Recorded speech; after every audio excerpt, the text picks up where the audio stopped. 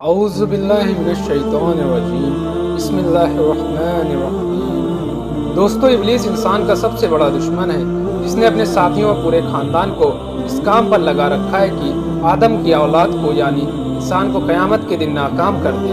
لیکن ابلیس کے خاندان میں ہی پیدا ہونے والا وہ کون سا شیطان تھا جس نے ابلیس سے بغاوت کر دی اور محمد صلی اللہ علیہ وسلم پر ایمان لے آیا؟ جب اس کی ملاقات حضور سے ہوئی تو اس نے آپ کو کیا بتایا، اور اب وہ شیطان کہاں ہے؟ اللہ تعالیٰ نے انسانوں کو مٹی اور جناتوں کو آگ سے پیدا فرمایا۔ انہی جنوں میں سے ایک جن جس کا نام ابلیس تھا، اس نے آدم علیہ السلام کو سجدہ کرنے سے انکار کر دیا تھا، جس کی وجہ سے اسے اللہ تعالیٰ کی بارگاہ سے نکال دیا گیا۔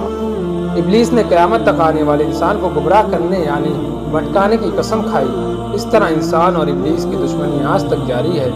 دراصل جناتوں کی پیدائش حضرت آدم علیہ السلام سے کئی ہزاروں سال پہلے ہی کی جا چکی تھی۔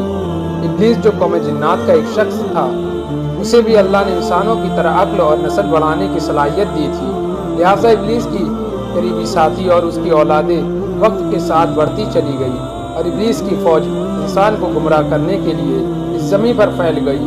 ابلیس کی اولاد الگ الگ کاموں میں لگ گئی۔ ان میں کوئی انسان میں زناکاری کو پھیلاتا ہے، اور کچھ شیطان لوگوں میں جھگڑا فساد پھیلاتے ہیں، تو کچھ انسانوں کو آپس میں لڑواتے ہیں۔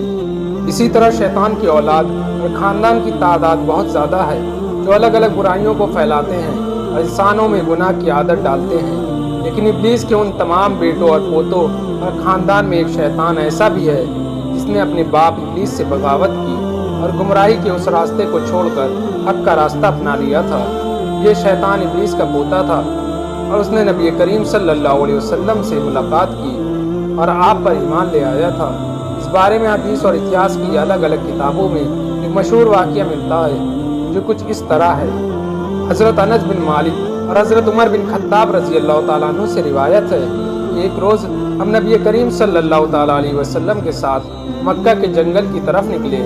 ہم تمامہ پہاڑ کے ایک پہاڑ پر بیٹھے کہ ایک بوڑھا شخص آیا جو اپنی لاٹھی کے سہارے چل رہا تھا۔ اس نے حضور کو سلام کیا۔ آپ صلی اللہ تعالیٰ علیہ وسلم نے سلام کا جواب دیا اور فرمایا، یہ بوڑھا اپنی چال ڈھال اور آواز سے جن معلوم ہوتا ہے۔ تو اس بوڑھے نے کہا، جی ہاں، آپ کا اندازہ صحیح ہے۔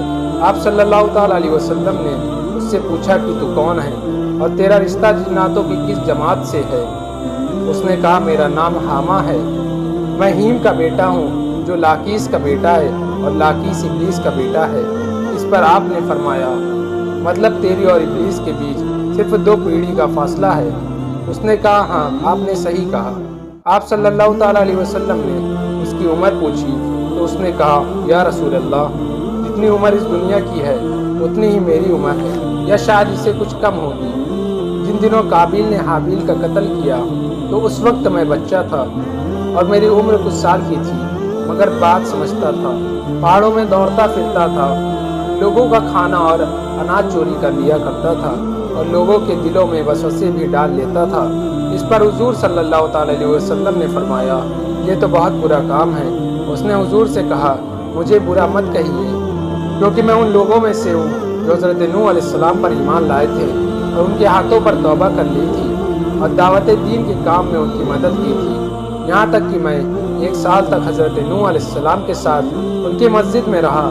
میں نے ابراہیم علیہ السلام سے بھی ملاقات کی، اور جس وقت حضرت ابراہیم علیہ السلام کو آگ میں ڈالا جا رہا تھا اس وقت بھی میں ان کے ساتھ تھا۔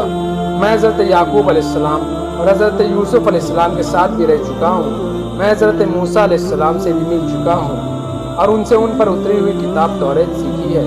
اور جب میری ملاقات حضرت عیسیٰ علیہ السلام سے ہوئی تو میں نے موسیٰ علیہ السلام کا سلام ان تک پہنچایا تھا۔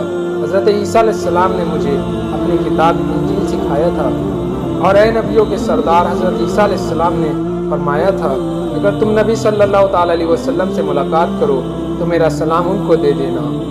چنانچہ میں اس ذمہ داری کو نبھانے آپ کے پاس آیا ہوں، اور عیسیٰ علیہ السلام کا سلام آپ کی خدمت میں پیش کرتا ہوں۔ نبی پاک صلی اللہ تعالیٰ علیہ وسلم نے فرمایا، عیسیٰ پر سلام ہو، اور اے حامہ، امانت پہنچانے کی وجہ سے تجھ پر بھی سلام ہو۔ پھر حامہ نے کہا، اللہ کی قسم، میں بہت شرمندہ ہوں، اور میں اللہ کی پناہ مانگتا ہوں اس بات سے کہ میں کافر رہا۔ پھر اس نے کہا، میں آپ پر ایمان لاتا ہوں، اس کے بعد وہ جن اتنا رویا کہ صحابہ اکرام بھی رونے لگے۔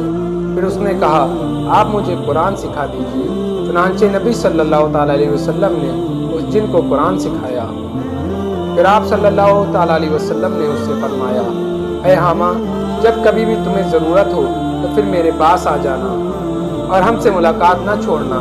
صحابہ اکرام فرماتے ہیں کہ حامہ وہاں سے چلا گیا اور اس واقعہ کے بعد حضور صلی اللہ تعالیٰ علیہ وسلم نے پھر کبھی حامہ کے بارے میں کچھ نہیں فرمایا، اور کچھ سالوں بعد آپ صلی اللہ تعالیٰ علیہ وسلم کا بھی وصال ہو گیا۔ اللہ ہی بہتر جانتا ہے کہ اب حامہ زندہ ہے یا مر گیا۔ ایک روایت میں حضرت عائشہ رضی اللہ تعالیٰ عنہ سے نقل کیا گیا ہے کہ رسول اللہ صلی اللہ تعالیٰ علیہ وسلم نے فرمایا حامہ جنت میں ہے۔ بلا شبہ اللہ جسے چاہتا ہے ہدایت دیتا ہے۔ ہدایت اور نور ہر اس مخلوق کے دل میں اتر سکتی ہے جو اپنے گناہوں سے توبہ کر لے اور حق کو قبول کر لے، چاہے خدائی کے دعوے دار فرعون کے گھر میں رہنے والی بی بی آسیہ ہو یا کسی گناہگار کے گھر میں پیدا ہونے والا کوئی نیک انسان۔ دوستو ویڈیو اچھی لگی ہو تو ویڈیو کو لائک کر لیں اور چینل کو سبسکرائب کر لیں۔